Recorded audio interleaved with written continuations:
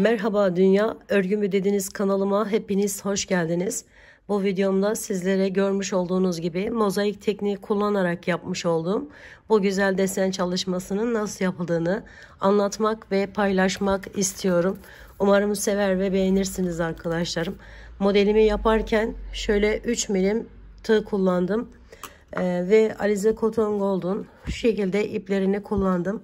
Dilediğiniz her türlü ip ile yapabilirsiniz arkadaşlar.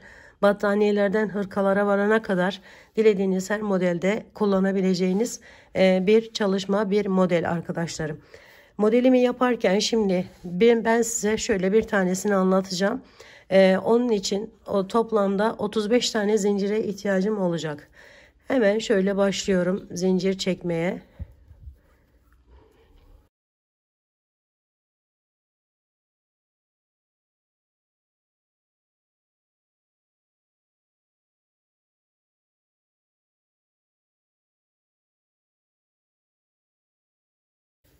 Evet arkadaşlar, büyük bir proje yapacağınız için biraz zincirleri fazla çekerseniz sizin faydanıza fazla geleni kesebilirsiniz daha sonradan. Şimdi ilk sırada mozaik tekniği kullandığımız için mozaik tekniğinde hepsinde arkadaşlarım şöyle içerisinden giriş yapıyorum ve sık iğneler ile bu ipimle geçiyorum içerisinden.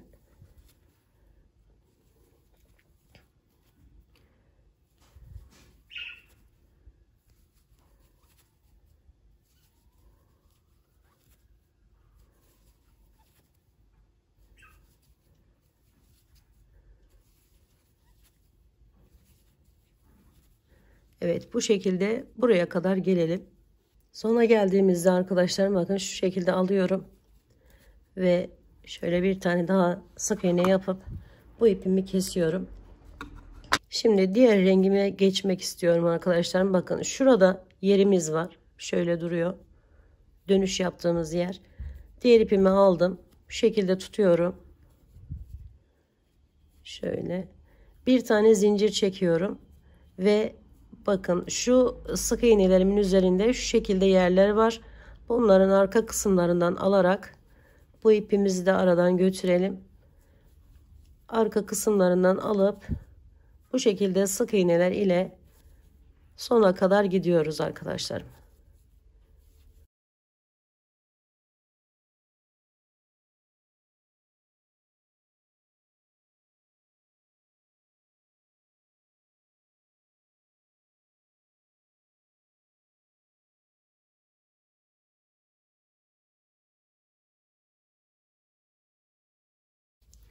Sonlara yaklaştığımızda bakın şu fazla kestiğimiz ipi şu şekilde arkaya alıyorum. Ve onu da birlikte aradan götürüyorum. Sonra çıkmasın arkadaşlar. Şekilde yaptım. Sonuncu yerden de bakın alıyorum. Ve bitirirken arkadaşlarım bakın. Şurada yerimiz var. Hemen buraya da bir tane zincir çekmiştik. Oradan ve hemen yanındaki şuradan giriş yapıyorum. İkisinden birlikte bakın aldım ve bir tane sık iğnemi yapıp bir zincir çekip tamamlıyorum.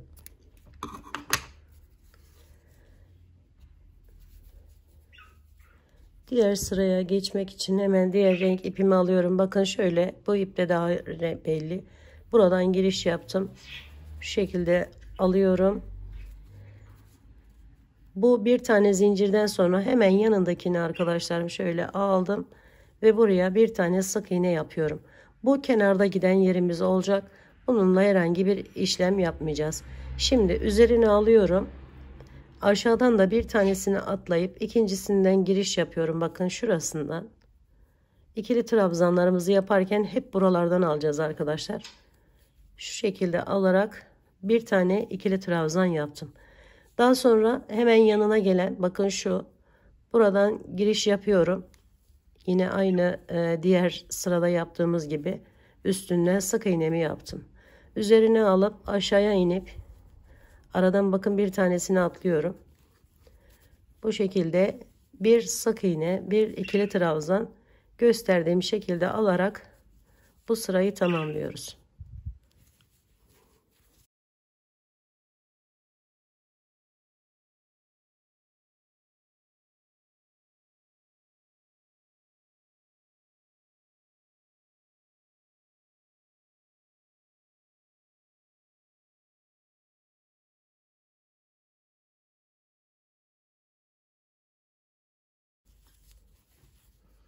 Evet, bu şekilde tamamlayalım sıramızı.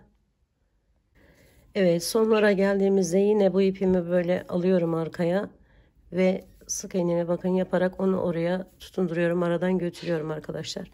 Şöyle aldım ve sık iğnemi yaptım. Son ikili trabzanımı da hemen alta gelen yere yapıyorum.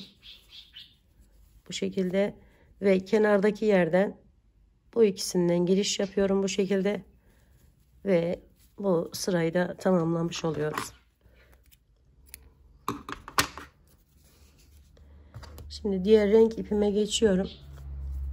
Yine aynı şekilde arkadaşlar, bunu bir daha söylememe gerek yok. Şöyle tutundum.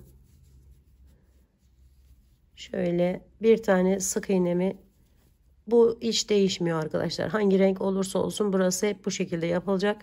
Daha sonra devam ediyorum. Şuradan yer başlıyoruz. Yani modelimizi yapmaya başlıyoruz. Onun için 1, 2, 3, 4, 5, 6, 7. 8. kutucuğa bir tane ikili trabzan yapacağız. Ondan dolayı şimdi burayı hepsini sık iğne ile geçiyorum.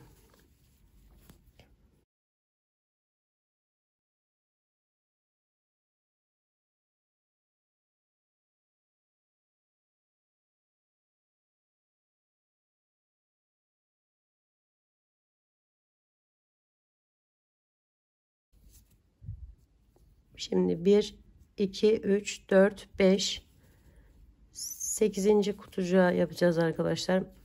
Bu 6, bu 7. Bir daha sayalım, yanlışlık olmasın. 1, 2, 3, 4, 5, 6, 7. Evet, 7. kutucuğu tamamladık. Üzerine alıyorum. 8.'nin içerisinden giriş yapıyorum.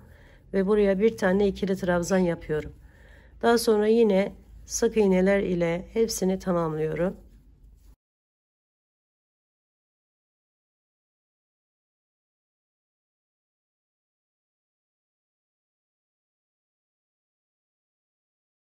Şöyle bakın, yine 1, 2, 3, 4, 5, 6, bu 7. Normalde bu arkadaşlar şu arada giden yerimiz şurası. Yani burası da sabit olacağı için bundan sonra tekrar bir aynı büyüklükte başlayıp devam edeceğiz. Şöyle hemen buradan da son yerimizi de yapalım. Bunu içine almayı unutmayalım arkadaşlar, şöyle.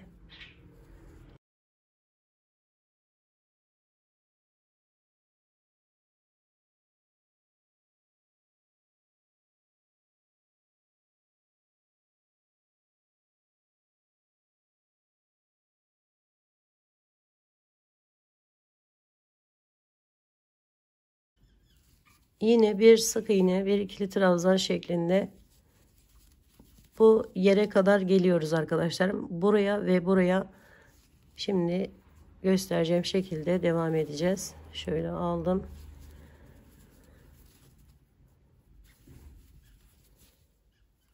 Yine kutucuklar yaparak geliyorum.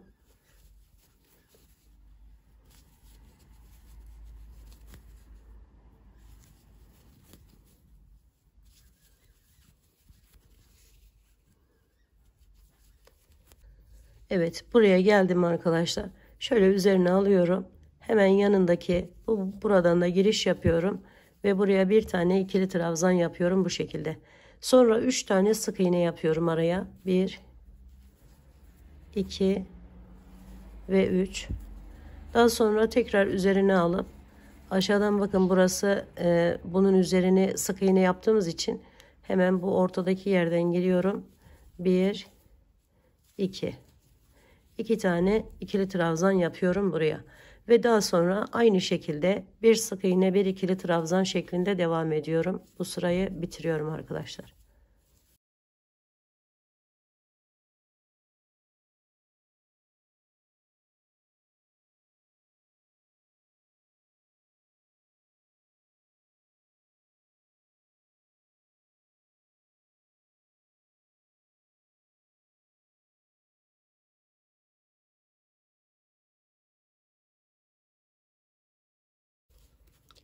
Diğer rengime geçtim gördüğünüz gibi ve sık iğneler ile bu ortada bıraktığımız 3 tane boşluğa gelene kadar sık iğne yapıyoruz.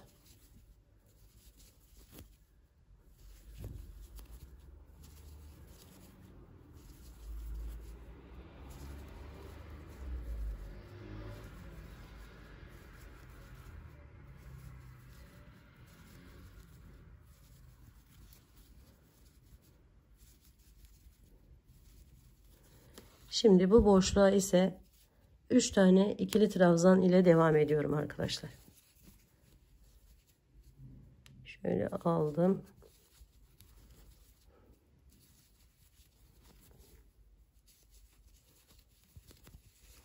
Bu şekilde. Daha sonra yine sık iğnelerle bitirip diğer rengimize geçiyoruz.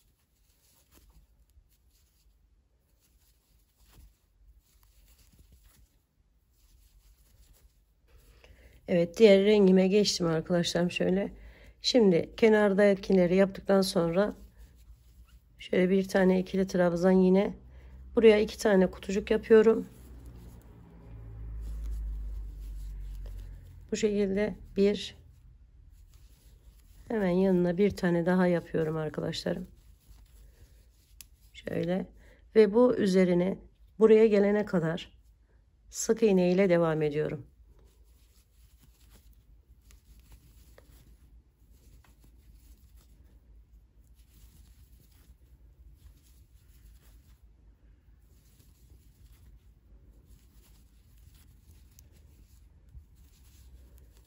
Bu da 8 tane sık iğne yapıyor arkadaşlar.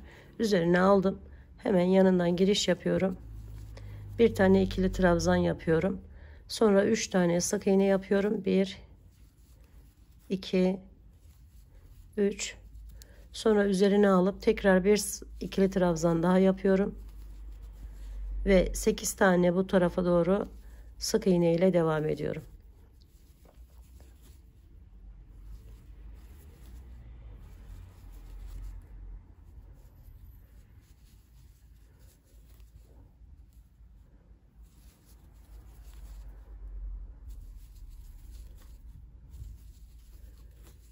Sonra yine üzerine alıp hemen buradan giriş yaparak bir ikili trabzan, bir sık iğne, 2 kutucuk da bu tarafa yapıyoruz arkadaşlar.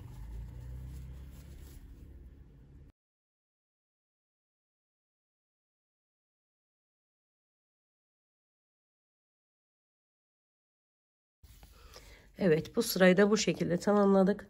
Hemen diğer ipimize geçelim. Diğer ipime geçtim, bağladım arkadaşlarım. Şöyle hemen kenardaki yerimi yapıyorum. Sık iğneler ile buraya kadar devam ediyorum.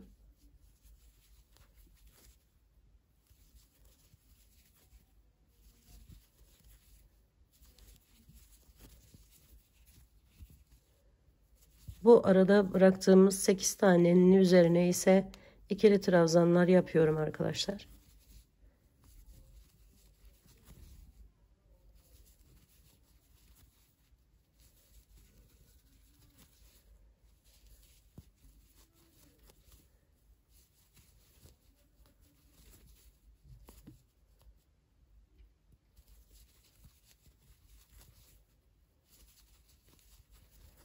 Sonra bunun üzerine bir tane sık iğne yapıyorum.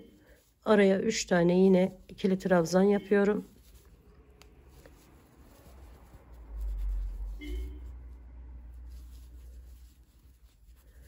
Sonra bir tane sık iğne. Sonra 8 tane ikili trabzanla devam ediyorum.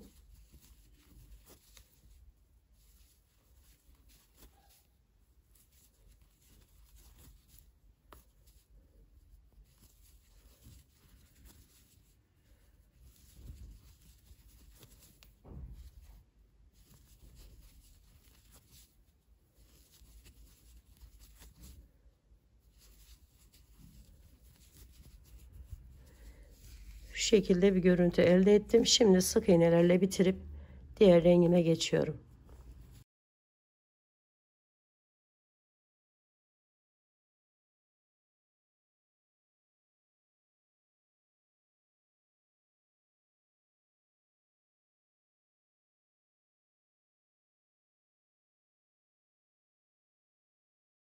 Şimdi ilk başlarken yine aynı şekilde buraya 2 tane kutucuğumu yapıyorum arkadaşlar.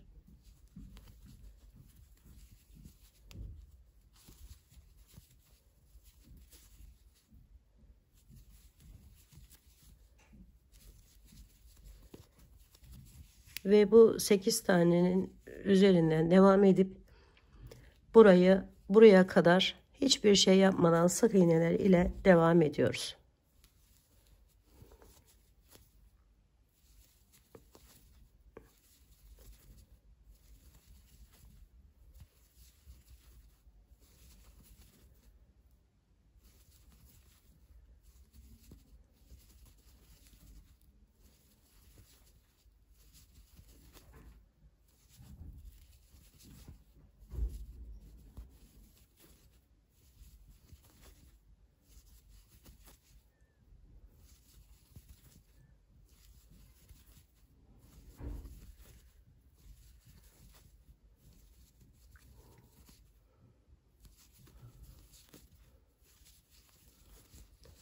Evet, bu şekilde tamamladıktan sonra yine aynı diğer tarafta yaptığımız gibi kutucuklarımızı yapıyoruz.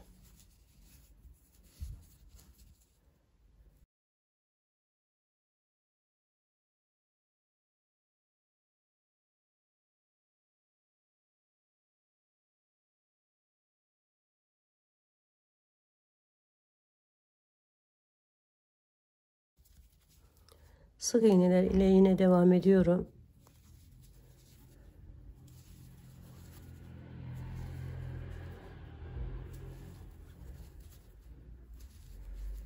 Buraya geldiğimizde arkadaşlarım ilkin ikisine ikili trabzan yapıyorum. Şöyle bir ve iki. Daha sonra ise buradan devam ediyorum.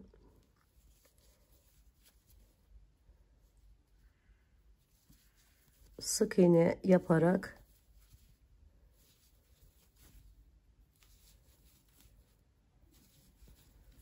burayı geçtim. Bakın.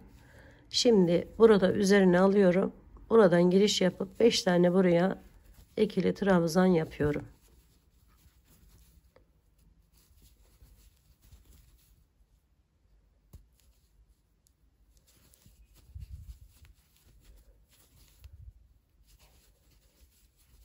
Beş. Yine araya 6 tane arkadaşlarım bu. Bir 6 tane sık iğne ile devam ediyorum.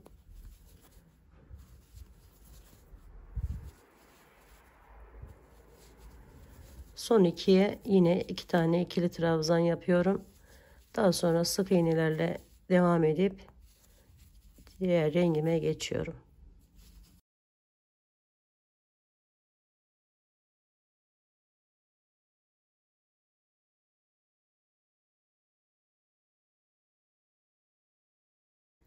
Evet, diğer rengime geçtim. Bağlıyorum bu şekilde.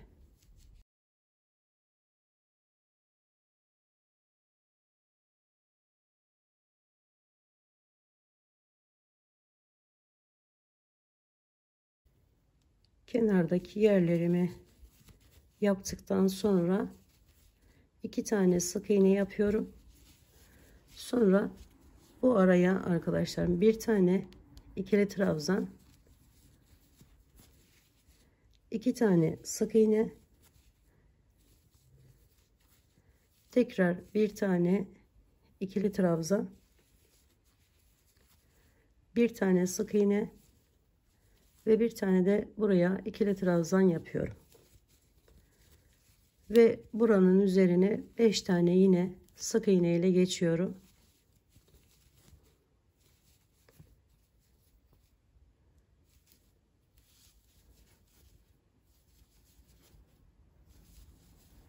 Sonra yine aynı şekilde bu boşluğa da bir tane ikili trabzan, hemen yanındakine sık iğne, sonra bir tane daha ikili trabzan, 2 tane sık iğne ve bir tane ikili trabzan yapıyorum. Sonra 2 tane sık iğnemi yapıyorum.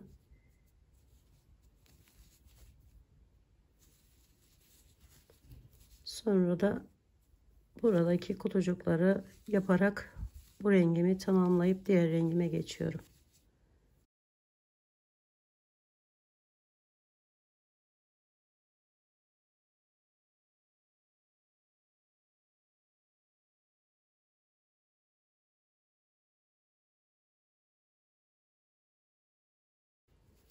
Sık iğneler ile geliyorum.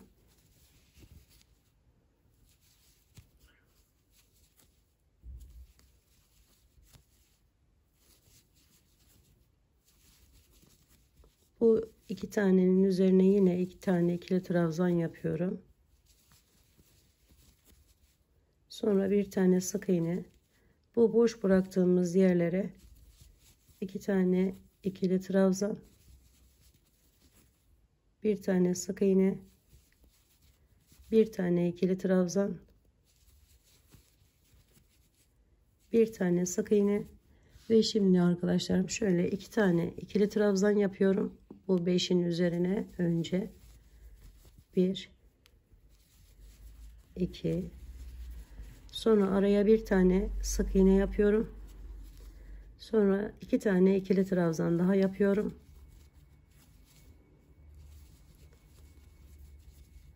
Sonra yine bir sık iğne, bir ikili trabzan, bir sık iğne, iki tane ikili trabzan,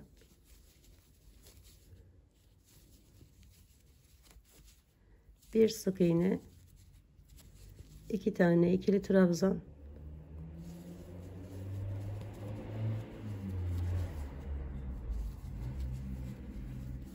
sonra sık iğneler ile bitiriyorum burayı da.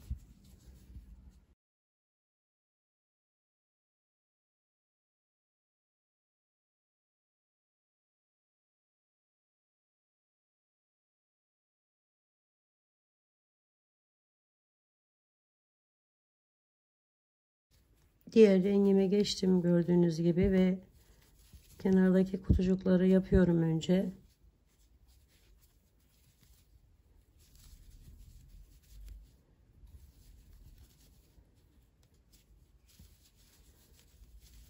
Sonra iki tane ikili trabzan yapıyorum. Sonra bir tane buraya ikili trabzan yapıyorum. Bu aradaki ikili trabzanın üzerine de olmak üzere 1 2 3 4 tane sık iğne yaptım. Üzerine alıyorum. Buna da bir tane ikili trabzan yapıyorum. 2 sık iğne, bir tane ikili trabzan, 2 sık iğne, bir tane ikili trabzan, sonra bir tane sık iğne, 4 tane sık iğne, 2 3 ve 4. Sonra tekrar buraya ikili trabzanımı yapıyorum. 2 tane sık iğne yapıyorum. Sonra yine kutucuklarımı yaparak bu rengimi de tamamlıyorum.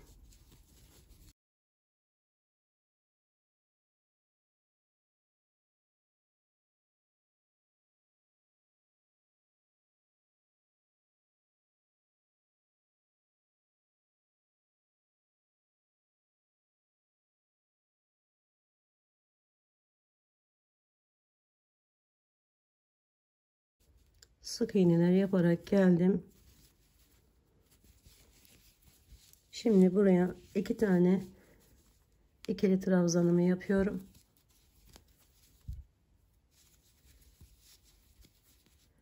Bir tane sık iğne ve şu dördünün üzerine 4 tane ikili trabzan yapıyorum.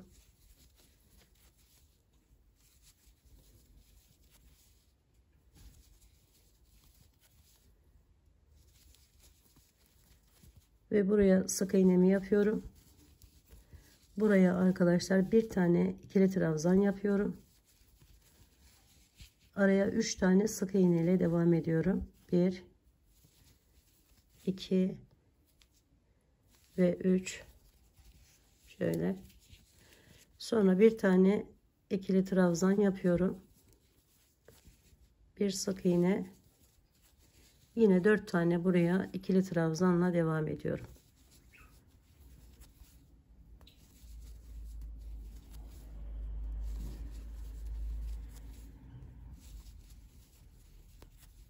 Bir tane sık iğnemi yaptım, sonra 2 tane ikili trabzan yapıyorum. Sık iğneler ile bitirip diğer rengime geçiyorum.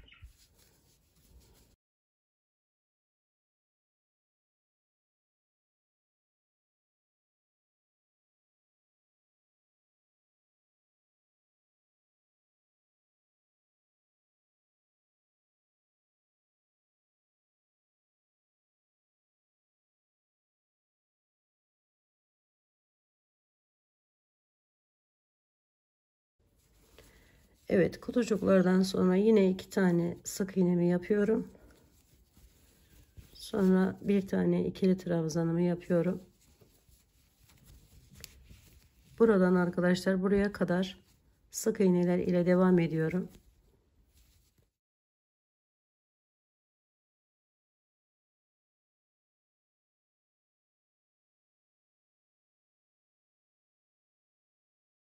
Bu araya 3 tane ikili trabzan yapıyorum.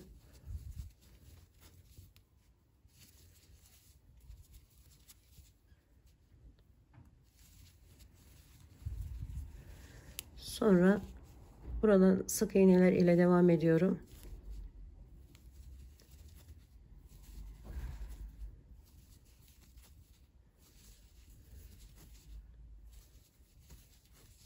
Sonra bu sık ikili trabzanımın üzerine bir ikili trabzan yapıyorum. 2 tane sık iğne yapıp kenardaki kutucuklarımı yapıyorum.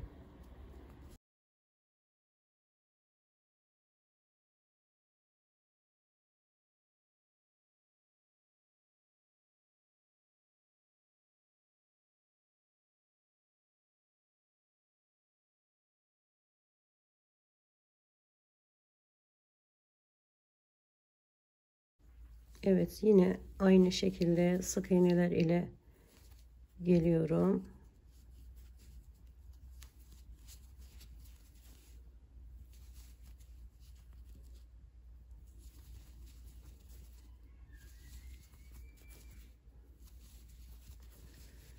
Bunun üzerine yine 2 tane ikili trabzan yapıyorum.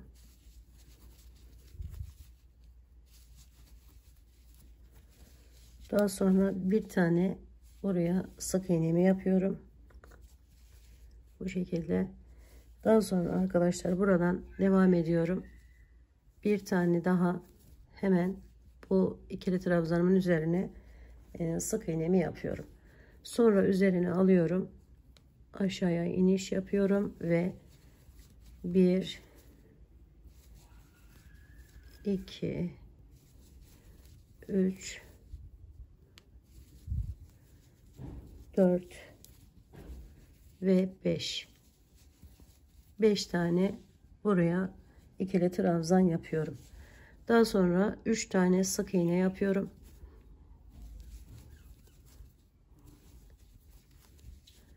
Yine devam edip 5 tane ikili trabzan yapıyorum.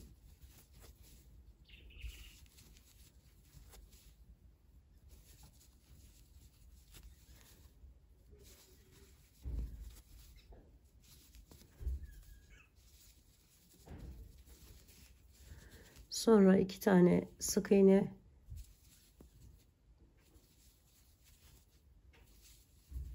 2 tane ikili trabzan,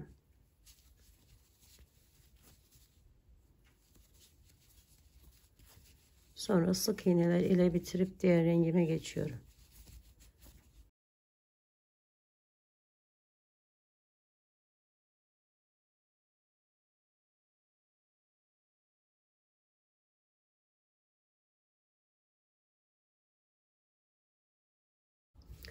Diğer rengime geçtim, bağladım. Yine aynı şekilde kutucuklarımızı yapıyoruz.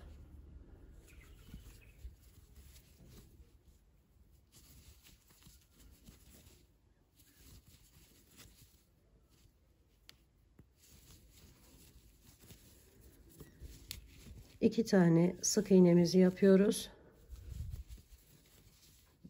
Bir tane ikili trabzan ve burayı arkadaşlarım buraya kadar sık iğneler ile devam ediyorum.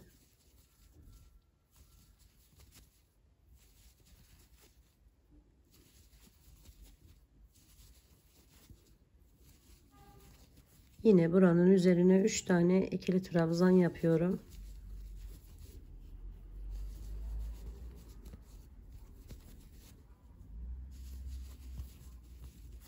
Sonra yine sık iğneler ile devam ediyorum.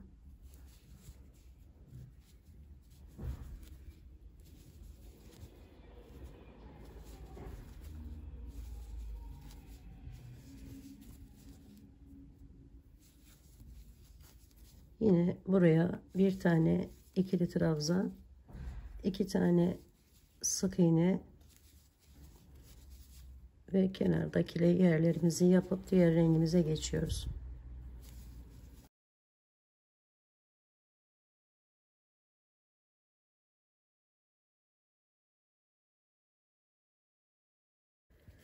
Evet, diğer rengime geçtim. Sık iğneler ile geliyorum.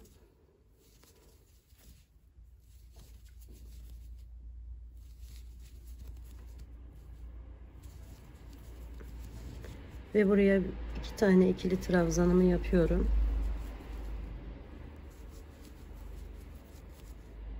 Bir tane sık iğne ve bu aradaki 6 tanenin üzerine 6 tane ikili trabzan yapıyorum arkadaşlar.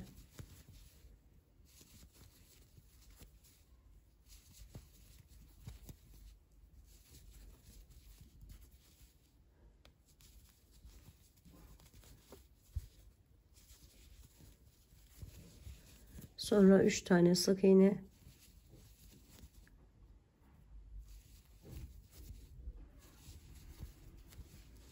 Sonra yine 6 tane ikili trabzanla devam ediyorum.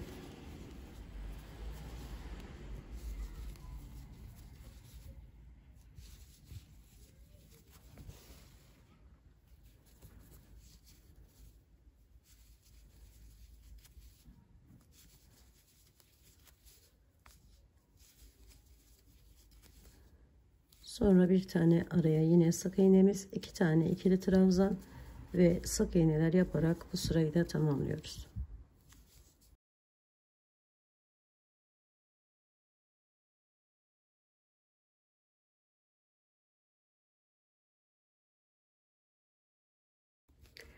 Evet, diğer rengime geçtim, bağladım ve kenardaki yerlerimi aynı şekilde devam ettiriyorum.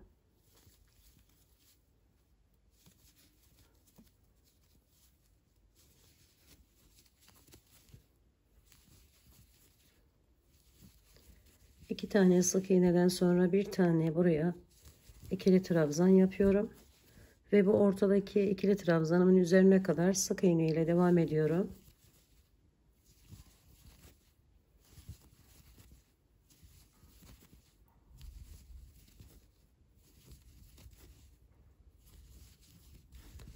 Tam ortaya bir tane ikili trabzan yapıyorum arkadaşlar. Ve yine sık iğneler ile devam ediyorum.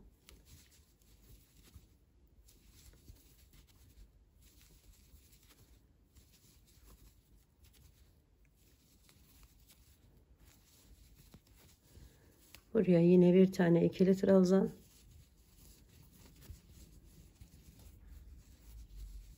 Sonra 2 tane sık iğne.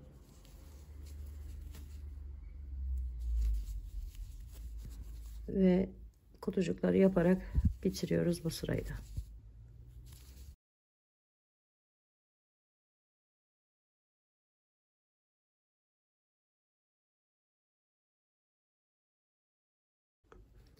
Diğer rengime geçtim. Sık iğneler ile geliyorum.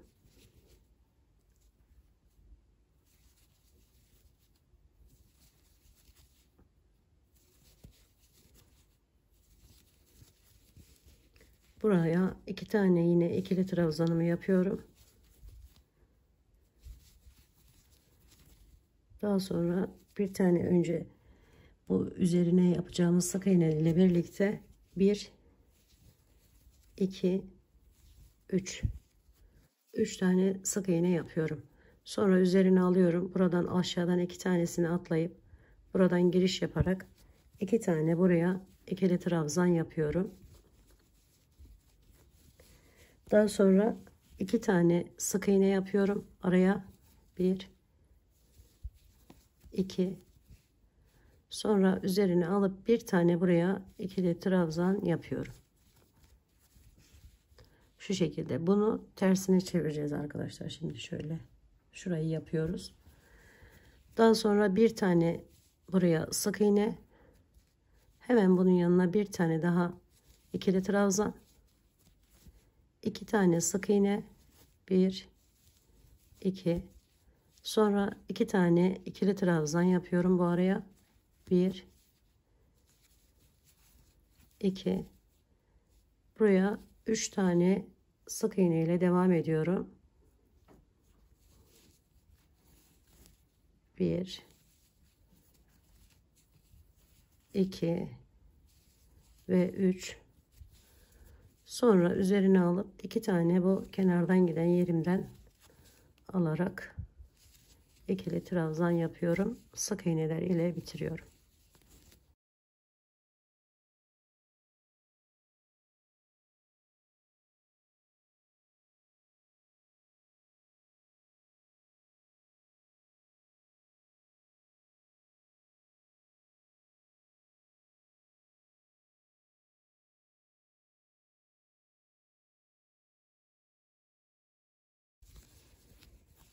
Şimdi buraya arkadaşlar yine aynı şekilde 2 tane önce bunların üzerine sık iğnemizi yaptım.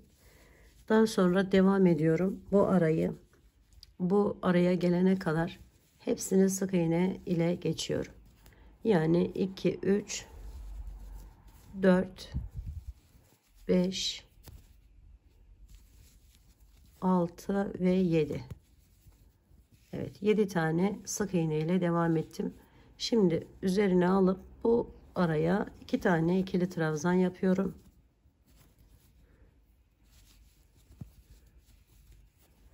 Daha sonra ise yine bir tane sık iğne, sonra 2 tane, pardon, 1 2 3 tane sık iğnemi yapıyorum şu şekilde. Sonra 2 tane yine ikili trabzan yapıyorum.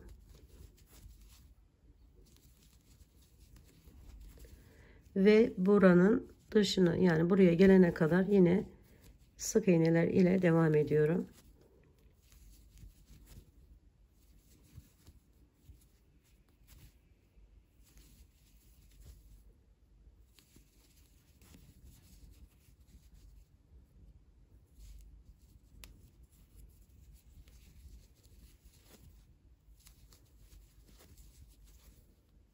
Ve yine kenarı yapıp diğer rengimize geçiyoruz.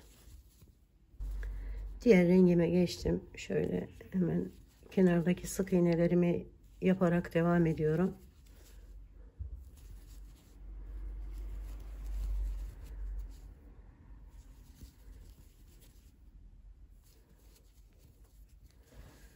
Bu 2 tane yerimin üzerine arkadaşlarım yine sık iğne ile devam ediyorum. Sonra üzerine alıp 2 tane yaptıktan sonra bu araya buradan başlamak üzere 1 2 3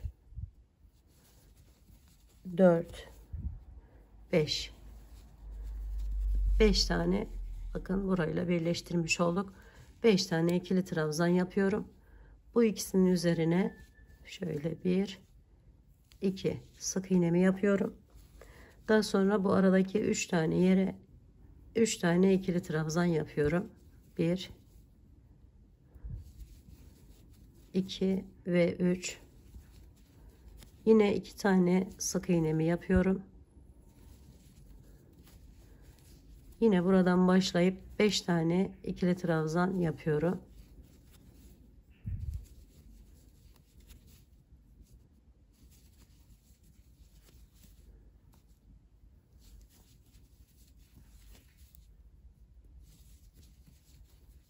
Sonra sık iğneler ile bitiriyorum.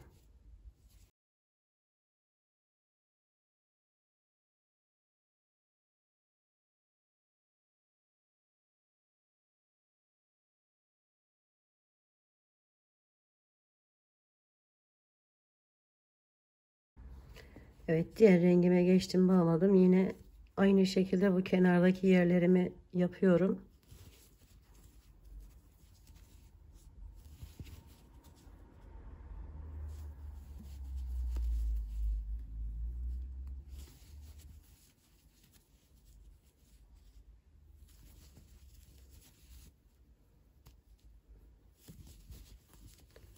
Ve buradan arkadaşlarım, buranın sonuna kadar, yani şuraya kadar hiçbir şey yapmadan hepsini sık iğne ile geçiyorum.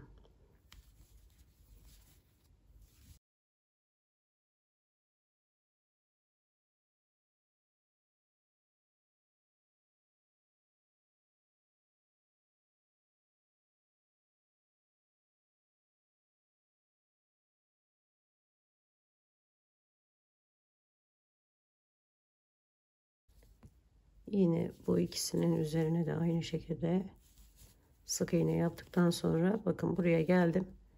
Yine kenardaki yerlerimi yapıp bitiriyorum.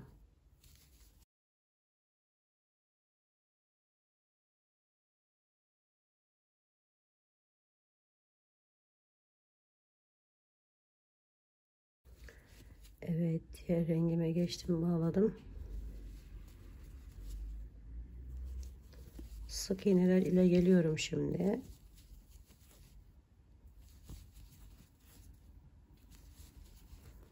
Buraya geldiğimizde arkadaşlarım, bu ikisinin üzerine ve bu ikisinin üzerine olmak üzere 4 tane ikili trabzan yapıyorum. 1 2 3 ve 4. Daha sonra araya 3 tane sık iğne yapıyorum. 1 2 3. Sonra arkadaşlarım 3 tane sık iğneden sonra şuraya 3 tane, ikisini buradan, bakın şöyle, 1 2 ve 3. 3 tane buraya ikili trabzan yaptım. Bir tane araya sık iğne. Sonra tekrar 3 tane ikili trabzan yapıyorum. 1 2 3. Sonra 3 tane sık iğne yapıyorum araya. 1 2 ve 3. Sonra tekrar burada yaptığımız gibi 4 tane ikili trabzan ile devam ediyoruz. Şöyle 1 2 3 ve 4. Bu şekilde bir görüntü elde ediyoruz arkadaşlar. Sonra şöyle aldım ve sık iğneler ile bitiriyorum. Diğer rengime geçiyorum.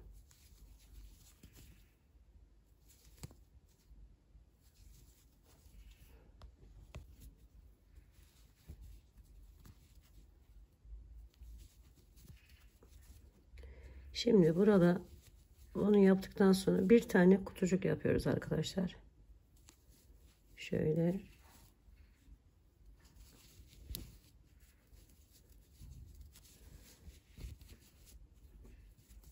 ikinciyi yapmıyoruz. Buradan olmak üzere bu ara boşluğa kadar, yani şu 3 tane yere kadar sık iğne ile geliyorum.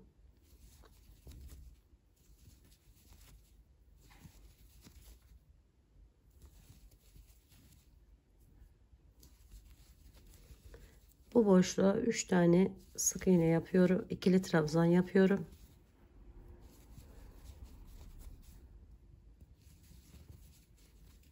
Sonra 3 tane sık iğne yapıyorum. 1 2 ve 3. Sonra bir tane ikili trabzan yapıyorum. 3 tane yine şöyle sık iğne ile devam ediyorum. 3 tane de ikili trabzan yapıyorum.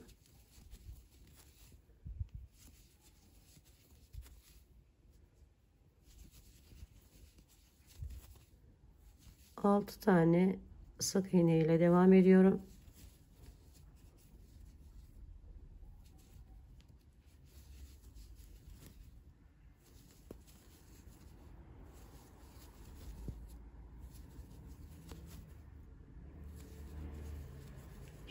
Sonra bir tane kutucuk yapıp bitiriyorum arkadaşlar.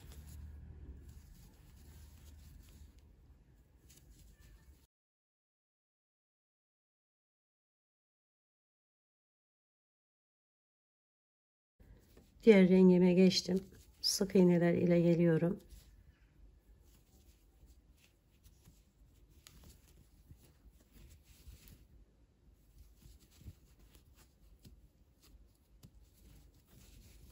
Buraya da bir tane daha yapıyorum arkadaşlarım. Daha sonra bunu atlayıp buradan başlıyorum. 4 tane buraya ikili trabzan yapıyorum. 1 2 3 4. Daha sonra buraya kadar sık iğne yapıyorum. Yani 1 2 3 4 ve 5. Sonra üzerine alıyorum. Bu üçünün tam ortasına bir tane ikili trabzan yapıyorum. Sonra 3 tane araya sık iğne ile devam ediyorum. 1 2 3. Sonra yine bunun üzerine aynı şekilde bir tane ikili trabzan yapıyorum.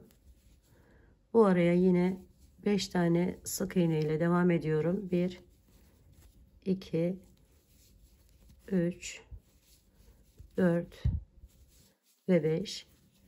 Daha sonra üzerine alıp buraya bunu atlıyoruz. Buradan başlıyoruz. 4 tane ikili trabzan yapıyoruz. 2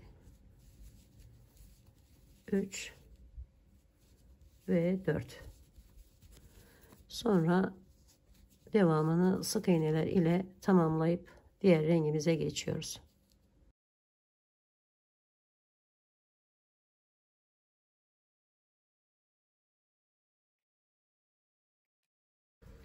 Evet, diğer rengime geçtim. Şöyle kenardaki yerimi yaptıktan sonra yine bir tane kutucuğu buraya yapıyorum.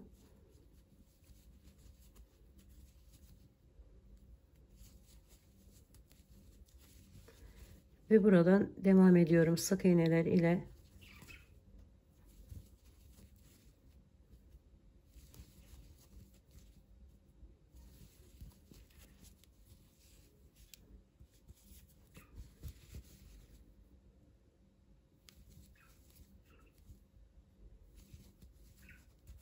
Yine bunun üzerine arkadaşlar, bu kenarlara yapmadan bunun üzerine 3 tane ikili trabzan ile devam ediyorum.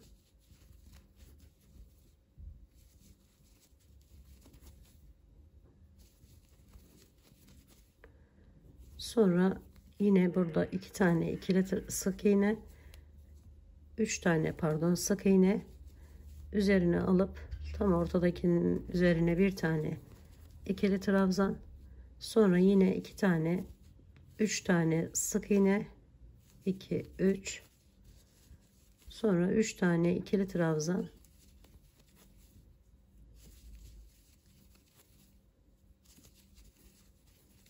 sonra sık iğneler ile devam ediyorum.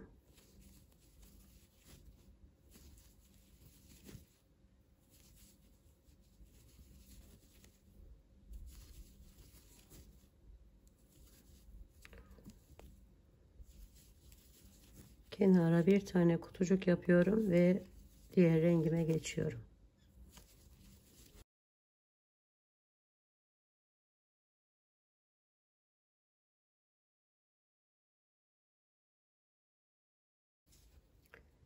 Yine sık iğneler ile devam ediyorum.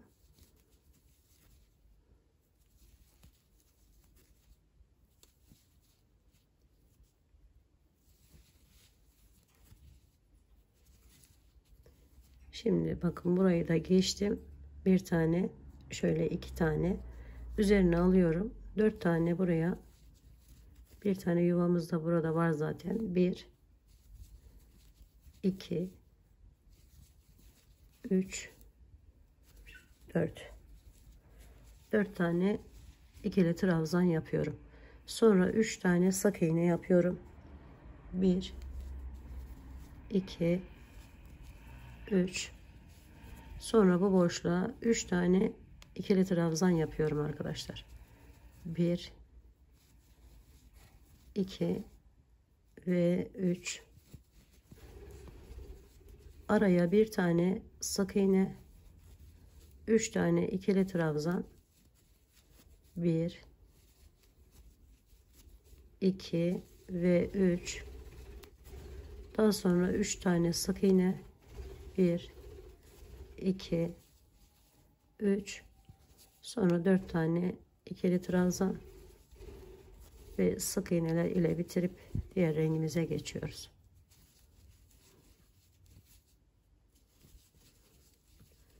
4 tane ikili trabzandan sonra sık iğne yapıp bitirelim arkadaşlar.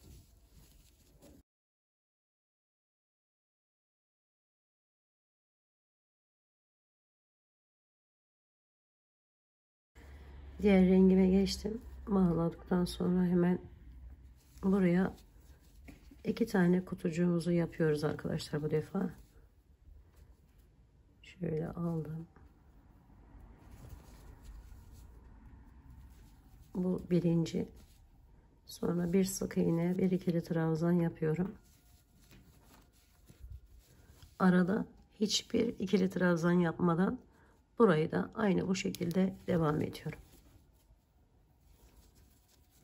Sık iğne ile geçiyorum arkadaşlar.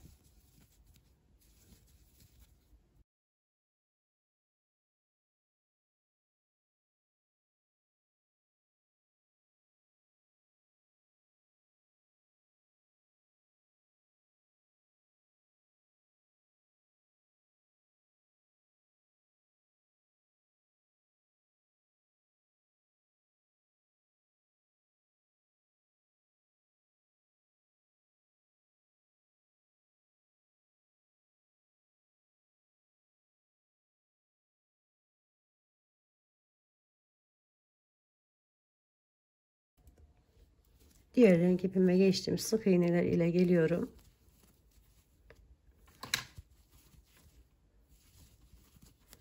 Buraya 2 tane arkadaşlar sık iğne ile devam ettim. Daha sonra bu ikisini atlıyoruz tabii ki de ve 5 tane buraya ikili trabzan yapıyoruz. 1 2 3 4 ve 5. 5 tane ikili trabzandan sonra 2 tane 1 2 sık iğne, sonra araya 3 tane ikili trabzan, 1 2 ve 3. Sonra tekrar 2 tane sık iğne, 1 2 ve üzerine alıp 5 tane ikili trabzan, 1 2 3 4 ve 5. Şöyle arkadaşlar sık iğneler ile bitiriyorum.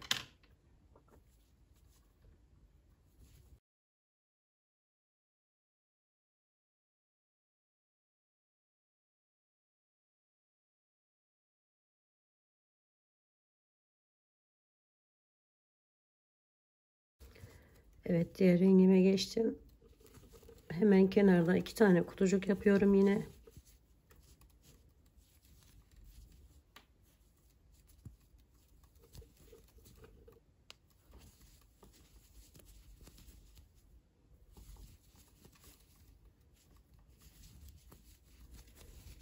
Şimdi sık iğneler ile bu boşluğa kadar devam ediyorum.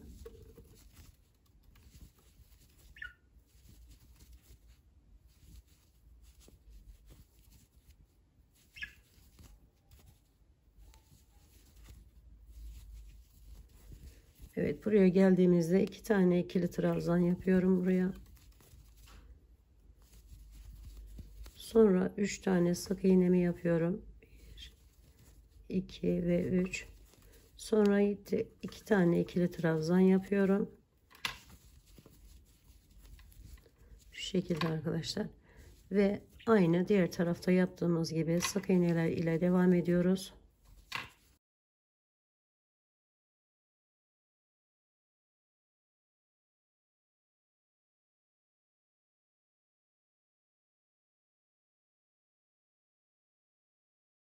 Sonra kenara 2 kutucuk yapıp bitiriyoruz.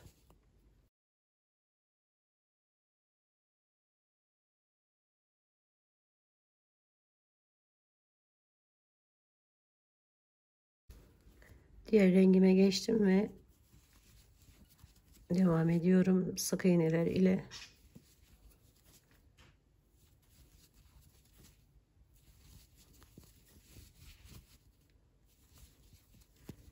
Şimdi bu iki yere şöyle 2 tane ikili trabzan yapıyorum. Araya arkadaşlar 1, 2, 3 tane sık iğne yapıyorum. Sonra 2 tane ikili trabzan yapıyorum tekrar.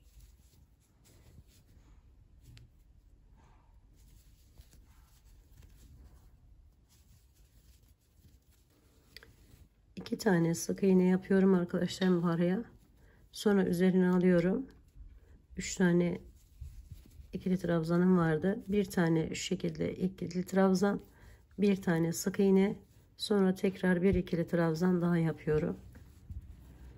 Sonra 2 tane sık iğne yapıyorum. Sonra 2 tane ikili trabzan yapıyorum. 3 tane sık iğne yapıyorum. 1, 2 ve 3. Sonra 2 tane ikili trabzan yapıp diğerlerini sık iğne ile yaparak tamamlıyorum.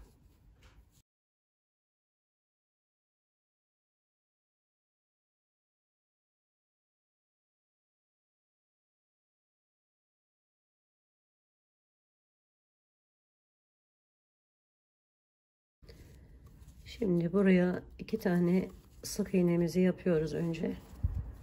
Sonra şu şekilde giriş yaparak bir tane ikili trabzanımızı yapıyoruz.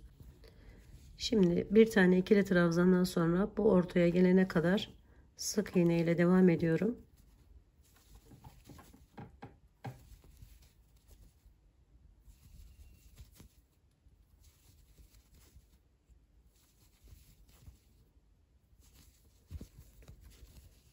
Sonra üzerine alıp bu ortaya bir tane ikili trabzan yapıyorum. Sonra yine sık iğneler ile devam ediyorum.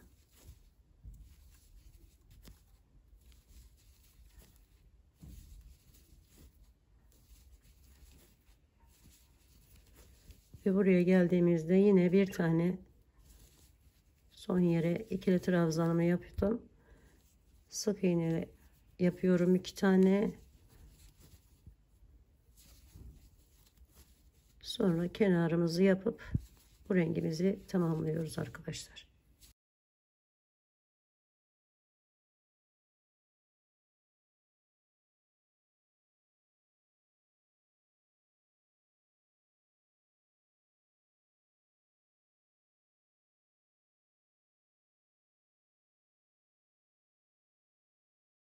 Önce 2 tane ikili trabzanımı yaptım. Sonra bir tane sık iğnemi yapıyorum. Bu araya arkadaşlarım 6 tane ikili trabzanla devam ediyorum.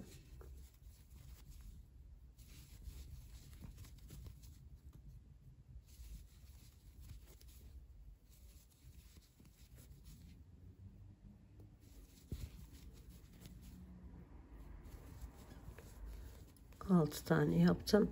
Araya 3 tane sık iğne yapıyorum.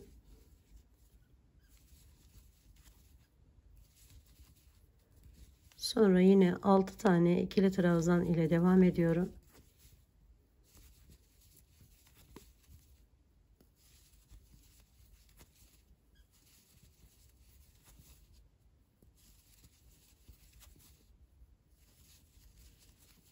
Bir tane sık iğne, 2 tane ikili trabzan,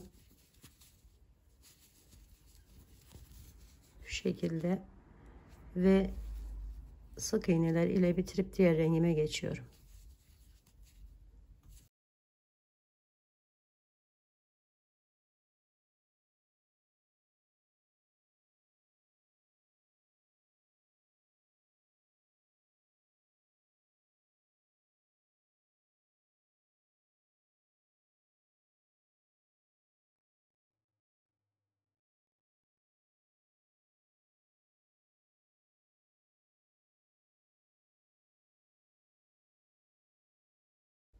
Kenarı yaptıktan sonra 2 tane sık iğnemi yaptım. Sonra bir tane ikili trabzan yapıyorum bu araya. Bu 6 tane yerin üzerine sık iğne ile devam ediyorum.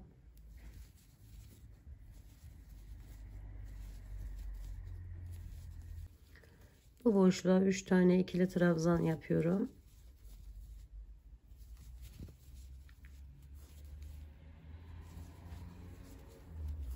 Yine 6 tane sık iğne.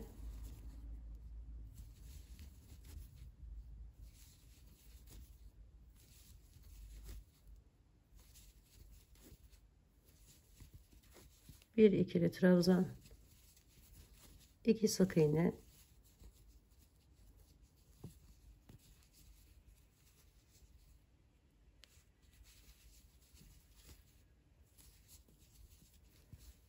Sonra da kenardaki yerlerimizi yapıp diğer ipimize geçiyoruz.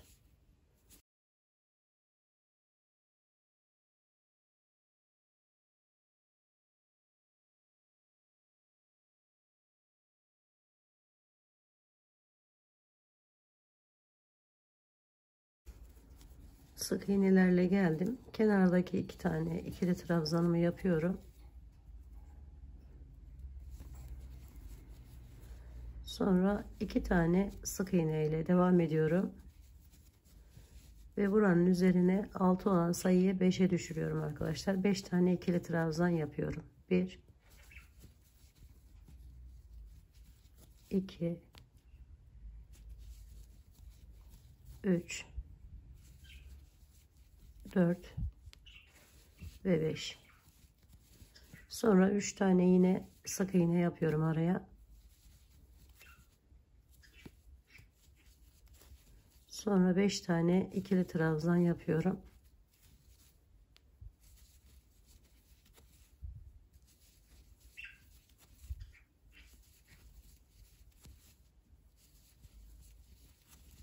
Sonra 2 tane sık iğne.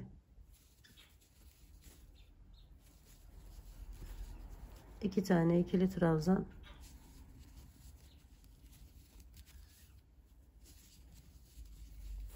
Sık iğneler ile bitirip diğer rengime geçiyorum.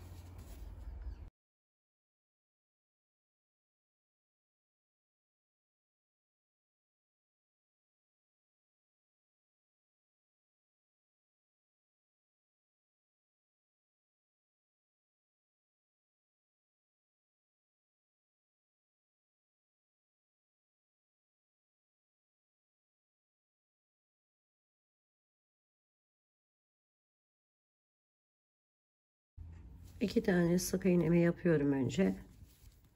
Sonra bir tane ikili trabzan yapıyorum. Ve buraya kadar sık iğne ile devam ediyorum.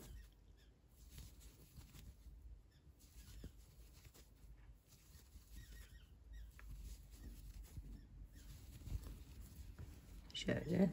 Şimdi 3 tane ikili trabzan yapıyorum buraya.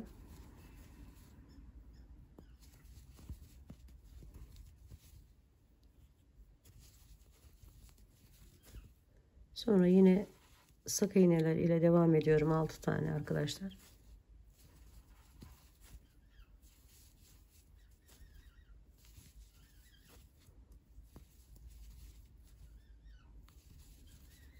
Sonra bir tane ikili trabzan yapıyorum. 2 tane sık iğne yapıyorum. Ve kenardan 2 tane kutucuk yapıp bitiriyoruz bu rengimizi.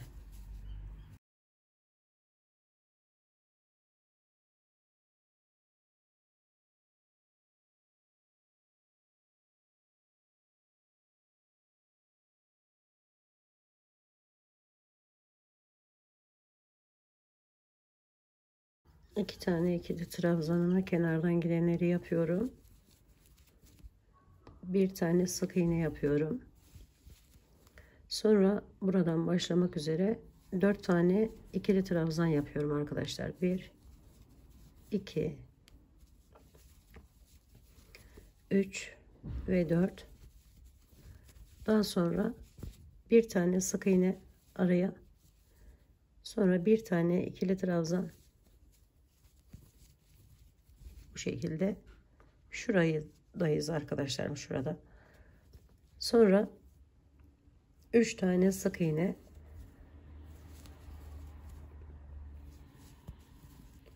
yine bir tane ikili trabzan,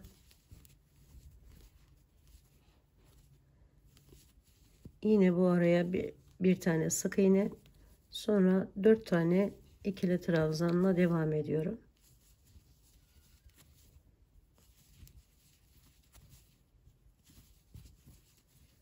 Sonra bir tane sık iğne, 2 tane ikili trabzan,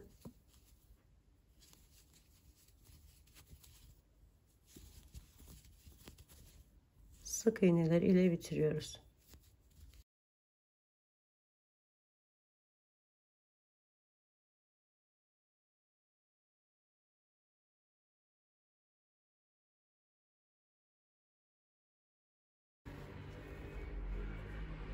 Diğer rengime geçtim, bağladım ve kenardaki kulucuklarımı yapıyorum önce.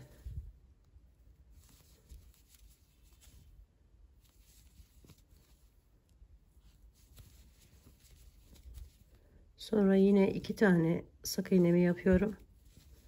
Bir tane buraya ikili trabzanımı yapıyorum. Ve arkadaşlarım buraya 2 tane, şöyle 4 tane, pardon, 2 3 4 tane sık iğnemi yaptım. Sonra bir tane buraya ikili trabzan yapıyorum. 2 tane sık iğne yapıyorum. Ve bu üçlüyü 1'e düşürüyorum. Bir tane ikili trabzan yapıyorum tam ortaya, şu şekilde. Sonra 2 tane yine sık iğne yapıyorum. Bir tane bu araya ikili trabzan yapıyorum. Yine 4 tane sık iğne yapıyorum buraya.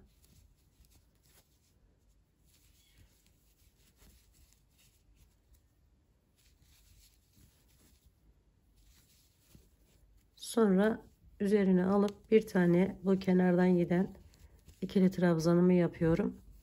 2 tane sık iğne yapıyorum. Görüntümüz bu şekilde gelmiş oluyor.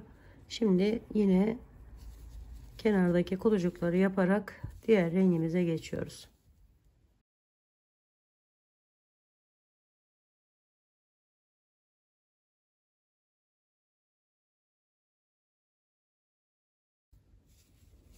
Evet, sık iğneler ile geliyorum yine.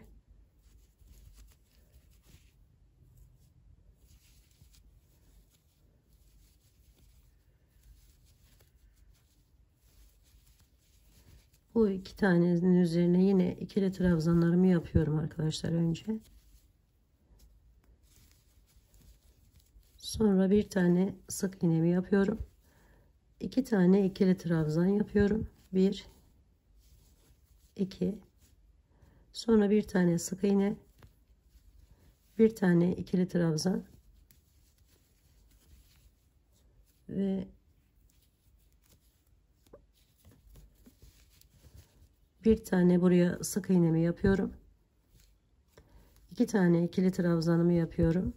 1 ve 2, sonra bir tane sık iğne, 2 tane ikili trabzan,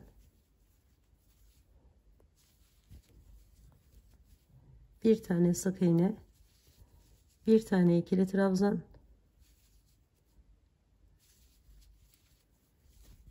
2 tane şöyle, bir tane sık iğne, 2 tane ikili trabzanla devam ediyorum. Bir sık iğne, 2 tane ikili trabzan ve sık iğneler ile bitiriyoruz arkadaşlar.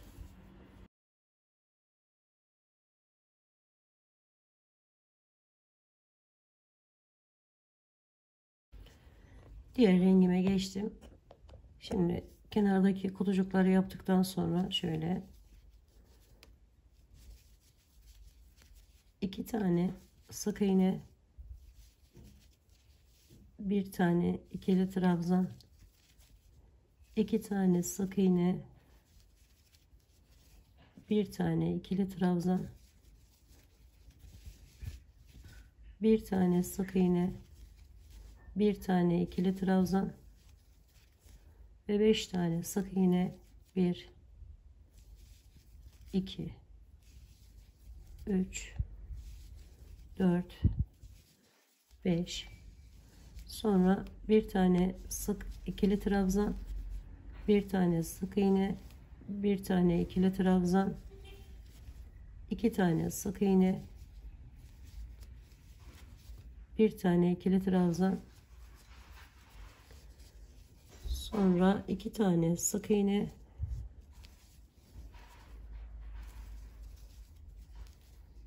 bir ikili trabzan, bir sık iğne, yani kenar yerimizi yaparak bu rengimizi de tamamlamış oluyoruz bu sıramızı.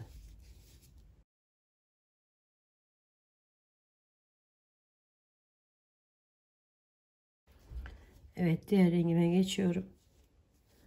Bu ortadaki arkadaşlarım, buraların şuraya gelene kadar sık iğne ile devam ediyorum.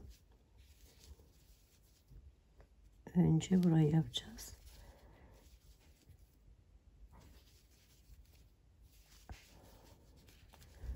Buraya kenardan giden ikili trabzanlarımı yapıyorum önce. Daha sonra devam ediyorum. Bu araya kadar sık iğne ile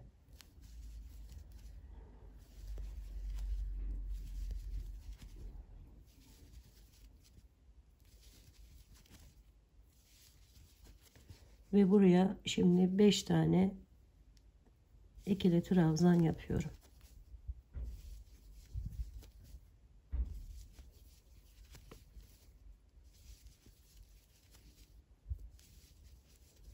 Sonra yine sık iğneler ile devam ediyorum. Diğer kenardaki şu ikili trabzanlarımı yapıp sık iğnelerle bitiriyorum.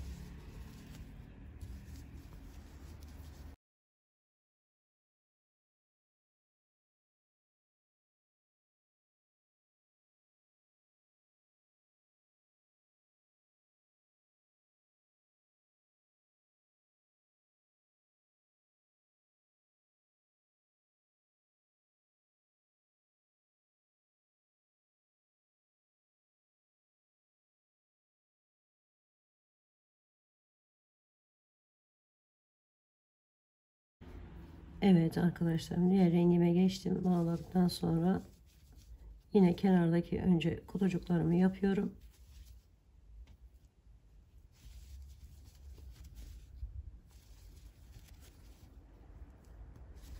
Ve diğer kenara kadar, yani buraya kadar hepsini sık iğne ile geçiyorum.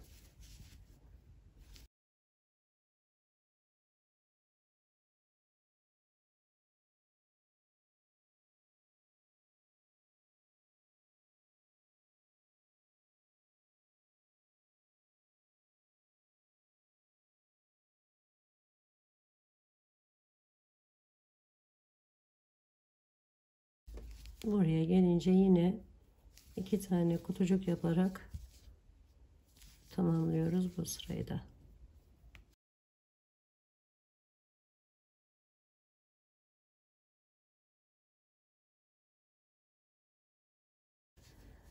Evet, bu rengime geçtim. Sık iğneleriyle geliyorum arkadaşlar.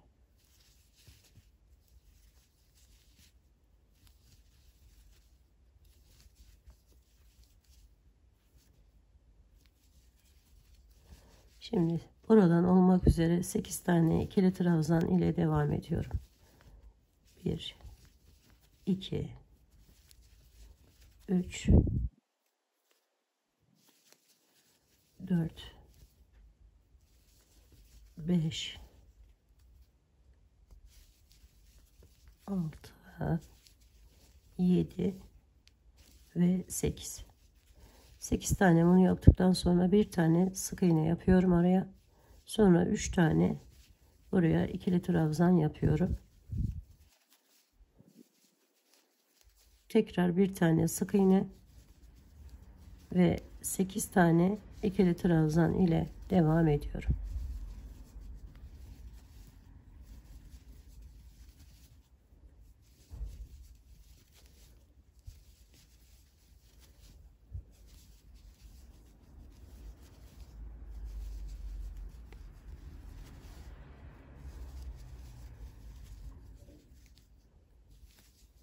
Sonra kenardaki sık iğnelerimi yapıp diğer rengime geçiyorum.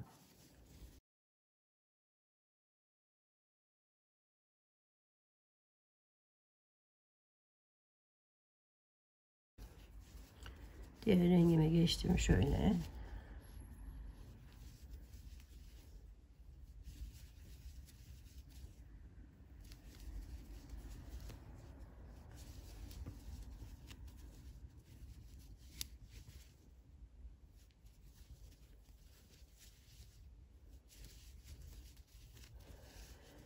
Bunun üzerine arkadaşlarım burayı sadece şuraya birer tane, ikisine ikili trabzan yapıyoruz. Diğerlerini sık iğne olarak devam ediyoruz.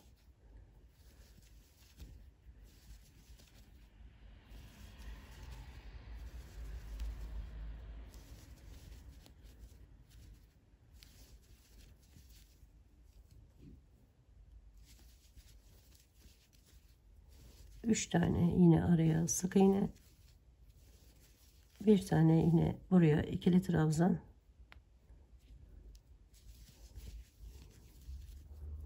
ve işte toplamda 8 tane sık iğne ile kenara geçip kenarında yapıp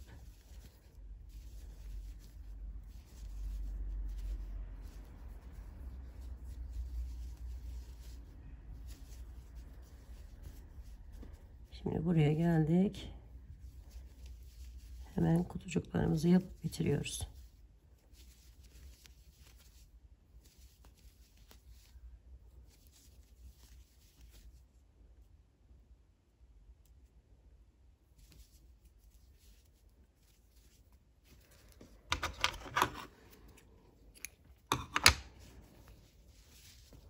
Bakın görüntümüz bu şekilde geldi. Şimdi diğer ipimize geçelim. Sadece burada arkadaşlarım şu ortadaki bu yeri ikili trabzan yapıyoruz. Yine 3 tane. Diğer yerleri sık iğne ile geçiyoruz.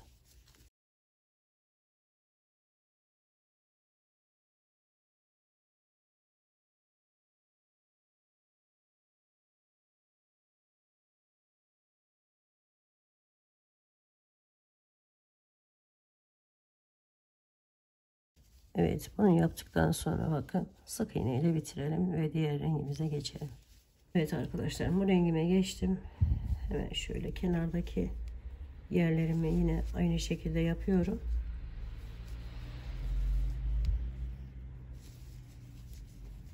Ve yine bir ikili trabzan, bir sık iğne şeklinde arkadaşlar. Şimdi ikili trabzanımı yaptım.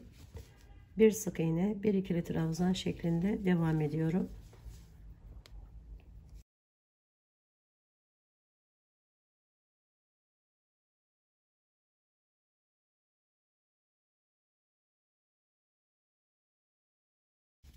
Evet, bunun üzerine de yine ikili trabzanımı yapıyorum.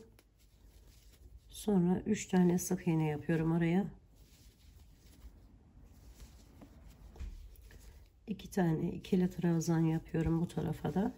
Sonra bir sık iğne, bir ikili trabzan, aynı bu taraftaki gibi tamamlıyoruz bu rengimizi. Evet arkadaşlarım, diğer rengime geçiyorum şimdi. Hepsini sık iğne ile devam ediyorum. Sadece ortaya bir tane arkadaşlar şunun üzerine ikili trabzan yapıyoruz. Sonrasında yine sık iğneler ile bitiriyoruz bu sıramızı. Bu artık bu rengimiz ile son sıramız olmuş oluyor arkadaşlar.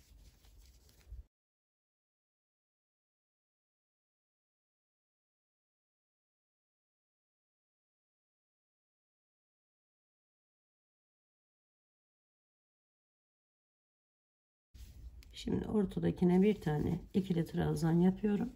Diğer tarafı da aynı sık iğneler ile bitiriyorum arkadaşlar.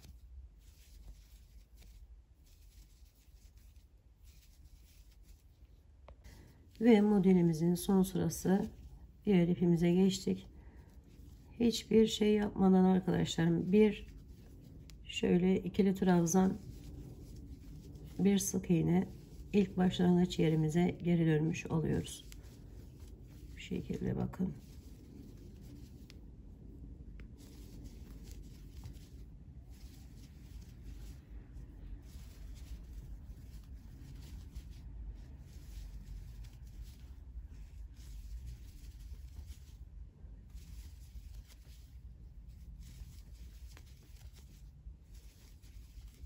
Buraya geldik. Burada 2 taneydi. Şimdi onu yine normal de çevirip bakın, bir sık iğne, bir ikili trabzan yapıp buradan da üzerine sık iğne denk geldi. Onu yapıyoruz ve devam ediyoruz yine. Bir ikili trabzan, bir sık iğne şeklinde. Bakın şu şekilde bitiriyoruz modelimizi yapımını.